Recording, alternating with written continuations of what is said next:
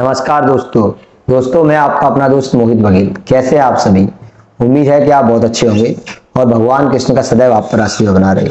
आज हम एक पर्सन के बारे में बात करेंगे जो ऑस्ट्रेलिया से हैं और सनातन धर्म की पूजा करते हैं, सनातन धर्म को मानते हैं और वो खुद सनातन पावर को जानकर मात्र 13 साल की उम्र में ऑस्ट्रेलिया से भारत आ गए थे।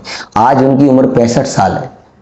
आप शायद उन्हें जानते होंगे, मैं उनका नाम बताऊंगा, चार्ल्स थॉमस, जो बिहार के मुंगेर में रहते हैं और उनको लंबे समय से बिहार में रहने की वजह से उनका नाम है बिहारी बाबू और वो ऑटो चलाते थे, उनको ऑटो बाबू भी कहते हैं। उनका मानना है कि वो सनातन धर्म को जानना चाहते थे, इसलिए भारत में 52 साल से रह रहे हैं। आज 65 साल की उम्र है उनकी। वो भगवान कृष्ण की परम भक्ति करते हैं, वो योग करना जानते हैं। वो कहते हैं कि मैं सनातन को जानना चाहता हूँ। दुनिया में अलग अलग कंट्रियां हैं। ऑस्ट्रेलिया अमीरी के लिए, पैसे के लिए जाना जाता है। जापान और चीन टेक्नोलॉजी के लिए जाने जाते हैं और पाकिस्तान के लोग आतंकवाद के लिए जाने जाते हैं।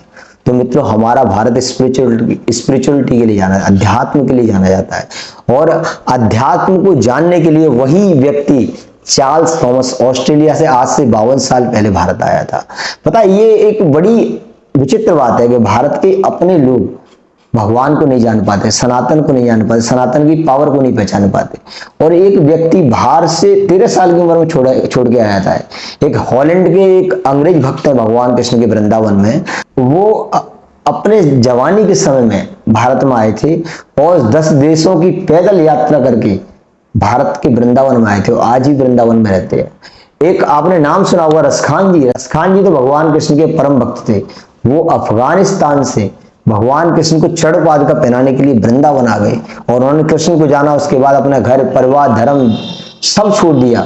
उन्होंने ये भी नहीं कि हिंदू धर्म अपनाया जो आजकल हिंदू मुस्लिम चलता है, वो भी नहीं। उन्होंने सिर्फ और सिर्फ कृष्ण को अपनाया। वो कहते मैं कृष्ण का परम भक्त हूँ। वो तो अपनी शुद्ध बुद्धि इतनी तक भूल गए थे कि उनके सिर पर टोपी रहती थी, नीचे कुर्ता पजामा। वो ये भी भूल गए थे कि मैं हिंदू हूँ या मुसलमान हूँ या मैं कौन हूँ। वो तो सिर्फ ये कहते मैं शुद्ध कृष्ण भक्त हूँ। और रसखान जी ने ऐसे ऐसे रस लिखे, ऐसे ऐसे दोहा लिखे कि उनके लिए, उनके दोहों को लोग आज गीत में गाते हैं, भजनों में गाते हैं।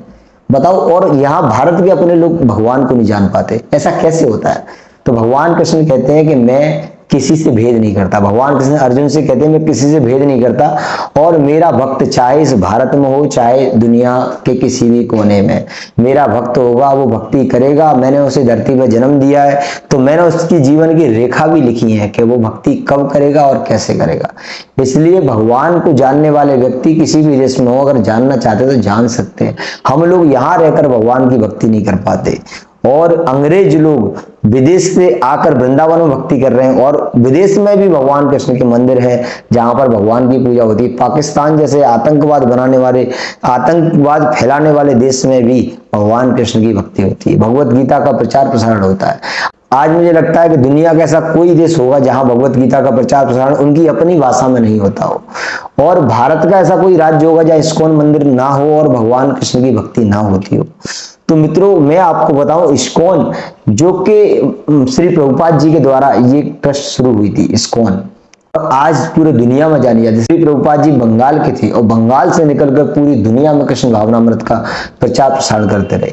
आप सोचो, एक ऐसा व्यक्ति भी होता है जो पूरी दुनिया को 1% जागरूक करता है और भारत में एक ऐसा मूर्ख व्यक्ति भी होता है जो भगवान कृष्ण का नाम लेने से चिढ़ता है।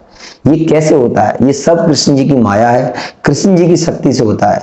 एक आदमी एक दुकान, एक परिवार, एक घर नहीं चला सकता और एक आदमी एक देश नहीं पूरी दुनिया में कृष्ण भावनामृत में जगह जगह मंदिर बना सकता है। जहां जो देश आतंकवाद फैलाता है उस देश में भी भगवान कृष्ण के मंदिर है। तो सोचो कि वो आदमी कितना पावरफुल था। वो क्या नहीं कर सकता था, वो सब कुछ कर सकता था और कृष्ण जी के आशीर्वाद से उन्होंने सब कुछ किया भी, उन्होंने दुनिया को बताया। तो मित्रों, मैं आपको यहाँ पे सिर्फ चार्ल्स थॉमस के बारे में बता रहा था कि चार्ल्स थॉमस कहते हैं कि भारत के लोगों को पता नहीं क्या हो गया है, उन्हें इंग्लिश बोलने की जरूरत है। मैं कहता हूँ अगर सामने तुम्हारे भारत में, तुम भारतीय लोग हो, देश आजाद हो गया, तुम आजाद क्यों नहीं हो रहे? तुम्हें भी तो मानसिकता से आजाद होना चाहिए। तुम्हें हिंदी बोलनी चाहिए, हिंदी में पढ़ना चाहिए, हिंदी में रहना चाहिए। पता है, उनका चार्ल्स थॉमस का कहना है, बिहारी लाल बाबू, ऑटो बाबू का कहना है कि जो लैंग्वेज जन्म से लेकर 8 साल या 10 साल तक की उम्र में भूली जाती है, वो उसकी मातृभाषा होती है। और मातृभाषा के बिना कोई व्यक्ति धरती पर जीवित नहीं रह सकता। मातृभाषा बोले बिना कोई व्यक्ति नहीं रह सकता। तो आप क्यों ना उसी मातृभाषा को गले लगाकर उसी के द्वारा जीवन में जाने जाएं, धरती पर जाने जाएं। हमारे भारत के प्राइम मिनिस्टर श्री नरेंद्र मोदी जी कहते हैं कि मैं दुनिया में कहीं भी जाता हूँ वहां पर मैं हिंदी में बात करता हूँ, हिंदी में भाषण देता हूँ। मुझे लगता है वहां के लोगों को थोड़ा देर लगता है समझने में, लेकिन जब भी समझेंगे जरूर। मैं क्यों भाषा चेंज करूं, वो खुद समझेंगे और मेरे शब्दों को जानने के लिए मेरी भाषा को ट्रांसलेट करेंगे। मैं क्यों उनकी भाषा में बात करूं। और वो हर जगह आपने देखा कि वो हिंदी में बात करते हैं। जब देश का लीडर हिंदी में बात करता है तो हम लोगों को हिंदी में बात करने में क्या जाता है।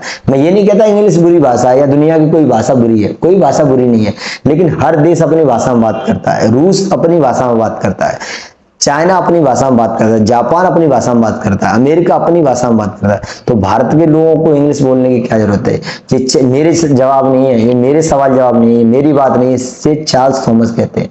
चार्ल्स थॉमस कहते हैं मैं भारत में किसी लोगों से पूछा और भाई कैसे हैं आप, वो कहते हैं आई एम फाइन। बताइए, मैं उनसे हिंदी में पूछ रहा हूँ, वो हमसे इंग्लिश में बता रहे हैं। मैं और क्या, नमस्कार जी, वो कहते हैं गुड मॉर्निंग। ये कोई बात हुई। विदेशी लोग यहाँ आकर हिंदी में बात कर रहे हैं, आप उससे इंग्लिश में बात करें। बोले इनकी अलग ही सिस्टम है। ये लोग सनातन पावर को और भारतीय हिंदी भाषा को नहीं जान पा रहे। भारतीय हिंदी भाषा को जानने के लिए हम लोग यहाँ आते हैं। वो तो एक बात और कह रहे थे जो हंसी की बात थी कि वो भारत में आए थे तो उन्होंने किसी महिला से कुछ इंग्लिश में बोला, लेकिन उस महिला ने उस भाषा को नहीं समझा। उससे बोला चल गधा कहीं का। तो जब भी वो किसी से बात करते हर बात में यही बोलते थे। इस बात की उन्हें 50 बार डांट पड़ी, लेकिन वो कहते थे हिंदी भाषा मुझे बहुत प्यारी लगती है, सीखने में टाइम लगता है। तो अब सोचो कि भारतीय लोगों को अपनी भाषा बदलने की जरूरत नहीं है। अपने देश में, विदेश जा रहे हो भाषा सीखो, जानना जरूरी है। विदेश जा रहे हैं आप, वहां की भाषा में बात करो, लेकिन यहीं पे तुम इंग्लिश भाषा में बात कर रहे हो या अदर भाषा में बात कर रहे हो, उसका कोई मतलब नहीं है। ये चार्ल्स थॉमस ने बताया। बोले भारत के लोग अलग ही विचित्र आदमी है जो अपने देश की भाषा को छोड़कर अंग्रेजी भाषा में बोलते हैं, अपनी देश की भाषा को गिल्टी फील करते हैं। अगर कोई व्यक्ति इंग्लिश ना सीख पाए तो वो नजर छुपाता है, शर्माता है, अरे यार मैं तो किसी महफिल में जाने लायक नहीं क्योंकि मुझे इंग्लिश नहीं आती। और चार्ल्स थॉमस कहते थे भारत के 150 करोड़ लोग हैं। 150 करोड़ लोगों में से आज भी अदर स्टेट में अलग अलग भाषा बोलने के बाद भी 100 करोड़ लोग ऐसे हैं जो कि शुद्ध हिंदी में बात करते हैं। हमारे साउथ एरिया में नहीं बात होती। और हाँ, चार्ल्स थॉमस ये भी कहते हैं कि मैं किसी को बोलता हूं कि अरे आप दक्षिण भारत से आए हो, तो वो कहता नहीं हम साउथ इंडिया से आए। आपको साउथ इंडिया बोलने की जरूरत क्या, आप दक्षिण भारत बोलो ना। आप भारत की भाषा में, भारत में तो भारत भाषा में बात करो। मित्रों, आज की मेरी वीडियो यहीं तक थी। चार्ल्स थॉमस के बारे में आपको जानकर कैसा लगा? मित्रों, ऐसे लोगों से सीखो कि भारत की पावर क्या है, सनातन की पावर क्या है। चलिए मित्रों, आज की वीडियो को यहीं विराम देते हैं। जब तक के लिए मेरी वीडियो को लाइक करें, चैनल को सब्सक्राइब करें, साइड में बेल आइकन से जरूर दबाएं जिससे कि आपको हर वीडियो का नोटिफिकेशन मिलता रहे। और मित्रों, वीडियो को दबाकर शेयर करें। हरे कृष्णा।